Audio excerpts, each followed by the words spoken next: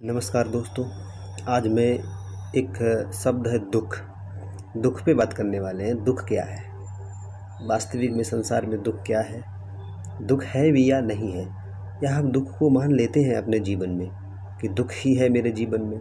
दुख के कारण को समझ लेते हैं, किसी को भी हम अकारण दुख का कारण समझ लेते हैं, लेकिन वास्तविक में ऐसा नहीं है। समय और नियति हमें खेल खिलाती है। जो हमारे कर्म होते हैं, कर्मों के द्वारा जो हमने काम किए होते हैं, उनकी सज़ा होती है दुख।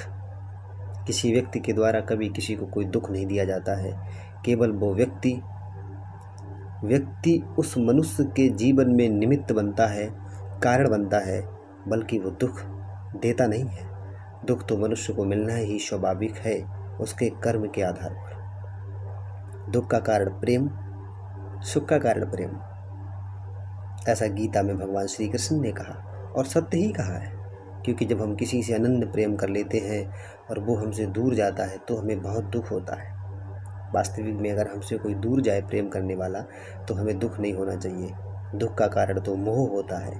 हमारा जो लगाव होता है उसके प्रति जो मोह होता है वो दुख का कारण बनता है। प्रेम में तो कभी दुख मिल ही नहीं सकता है। प्रेम तो स्वयं में सत्य है, प्रेम स्वयं में ईश्वर है। प्रेम से ही जगत का संचालन होता है, तो हमें दुख कैसे मिलेगा? दुख का कोई कारण ही नहीं है, परंतु हम दुख को, उस दूरियों को दुख समझ लेते हैं जो क्षणिक दूरियां होती हैं। प्रेम, दुख, मोह, इच्छाएं, अपेक्षाएं, सब क्या है? ये सब दुख का कारण है, जो हम स्वयं निर्मित करते हैं। हम कल्पना करते हैं, बड़ी बड़ी कल्पनाओं के सपनों में खोए रहते हैं, और जब हमारी कल्पनाएं पूरी नहीं होती हैं, हमारी इच्छाएं पूरी नहीं होती हैं, तब हम उसे दुख समझ लेते हैं। अपनी किस्मत को ठोकने लगते हैं, अपनी किस्मत को हम गलत समझने लगते हैं, जबकि वास्तविक में कभी किसी की कोई किस्मत गलत नहीं होती है। गलत होता है उसका कर्म, उसका काम, उसके विचार, उसकी सोच। दो प्रकार के लोग होते हैं संसार में। एक तो साधु आत्माएं होती हैं जो देवत्व के रूप में रहती हैं, और एक अहंकारी। छोटी सी बात पे अहंकार कर लेते हैं, लोगों से दूरियां बनाने की कोशिश करते हैं और दूरियां बना लेते हैं। और उन्हीं में दूसरा व्यक्ति वो होता है, बड़ी से बड़ी बात को भी हंसते हुए सह लेता है, आपके सत्य और असत्य लगाए गए सारे दोषों को ग्रहण कर लेता है, फिर भी आपसे दूरी बनाना नहीं चाहता है। अर्थात ये प्रेम है, ये सुख का कारण है। वो आपको सुख देना चाहता है, परंतु आप उसके सुख को समझ नहीं पाते, उसके प्रेम को नहीं समझ पाते हैं, और अपने ईगो, अपने हार्ट, अपने अहंकार में उस व्यक्ति का त्याग कर देते हैं जो वास्तविक में त्यागने के योग्य है ही नहीं। अरे त्याग तो उसका किया जाता है जो आपको दुख दे। दुख तो कोई देता ही नहीं है, केवल दुख में उस कारण बनता है। कारण को ही नाश करो, व्यक्ति को नहीं। ऐसे कारण ही उत्पन्न मत होने दो जिससे आपको दुख मिले। कर्म तो हम करेंगे नहीं, कल्पनाओं में खोए रहेंगे, मन प्रवंचनाओं में खोए रहेंगे, और सुख की कल्पना करेंगे। सुख की कल्पना करने मात्र से सुख प्राप्त नहीं होता है। सुख प्राप्त करने के लिए हमें कर्म करने की ज़रूरत होती है, समर्पण की ज़रूरत होती है। जिस कार्य के प्रति आप जितने समर्पित होंगे वो भी आपको उतना ही लाभ देगा। प्रेम में जितने आप समर्पित होंगे उतना ही प्रेम आपको दुख देगा, क्योंकि प्रेम का रिवर्सन उल्टा होता है। प्रेम के कार्य उल्टे होते हैं। अधिक प्रेम करोगे मोह बढ़ेगा। प्रेम से जन्म लेता है मोह, और मोह से जन्म लेती हैं इच्छाएं, और जब इच्छाओं का नाश होता है तो जन्म लेता है संघर्ष, और व्यक्ति संघर्ष करना स्टार्ट करता है।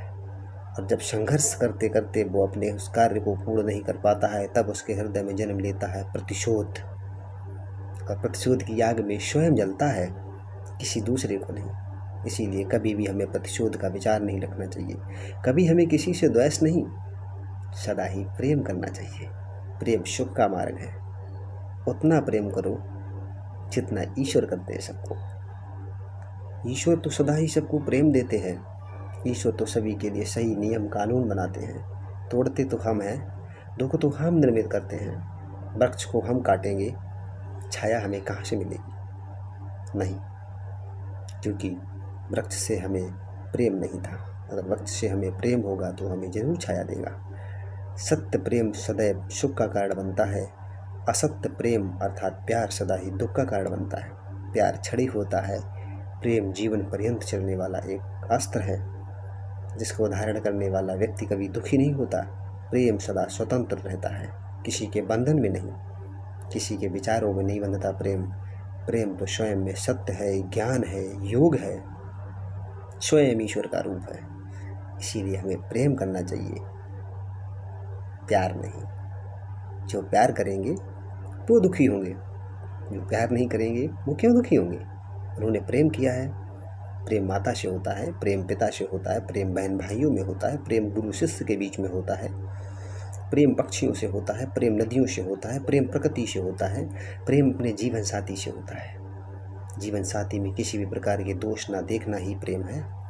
जैसा है, छोटा है, बड़ा है, काला है, गोरा है, टेढ़ा है, घमंडी है, स्वार्थी है, फिर भी आप उसे प्रेम करते हैं। अवश्य आप दिव्य हैं, अवश्य आपके अंदर देवत्व रूप है। अगर वो आपको नहीं जान पाते हैं तो उनकी किस्मत, क्योंकि स्वतः ही उन्होंने अपने लिए दुख का मार्ग खोल रखा है।